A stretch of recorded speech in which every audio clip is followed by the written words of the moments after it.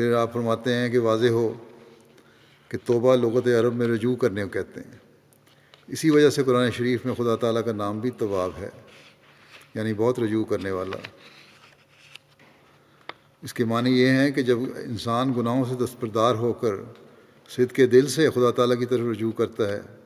تو خدا تعالیٰ اس سے بڑھ کر اس کی طرف رجوع کرتا ہے، اور یہ امر سراسر قانون قدرت کے مطابق ہے، کیونکہ جب کہ خدا تعالیٰ نے نوع انسان کی فطرت میں یہ بات رکھی ہے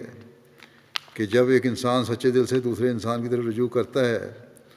تو اس کا دل بھی اس کے لیے نرم ہو جاتا ہے، تو پھر عقل کیوں کر اس بات کو قبول نہیں کر سکتی کہ بندہ تو سچے دل سے خدا تعالیٰ کی طرف رجوع کرے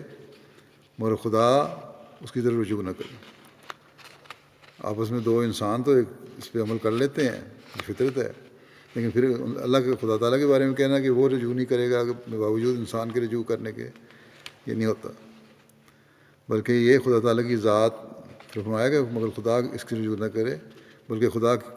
جس کی ذات نہایت کریم و رحیم واقع ہوئی ہے وہ بہت زیادہ اس کی طرف رجوع کرتا ہے۔ فرمایا اصل چیز یہ ہے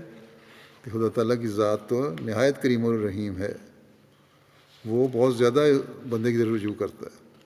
اس لیے قرآن شریف میں خدا تعالیٰ کا نام تواب ہے، یعنی بہت رجوع کرنے والا۔ سو بندے کا رجوع تو پشیمانی اور ندامت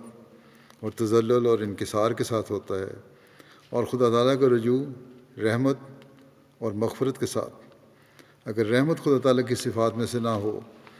تو کوئی مخلصی نہیں پا سکتا۔ افسوس کہ ان لوگوں نے خدا تعالیٰ کی صفات پر غور نہیں کیا اور تمام مدار اپنے افعال، اپنے فعل اور عمل پر رکھا ہے، مگر وہ خدا جس نے بغیر کسی کے عمل کے ہزاروں نعمتیں انسان کے لیے زمین پر پیدا کیں، کیا اس کا یہ خلق ہو سکتا ہے کہ انسان ضعیف البنیان جب اپنی غفلت سے متنبہ ہو کر اس کی طرف رجوع کرے اور رجوع بھی ایسا کرے کہ گویا مر جاوے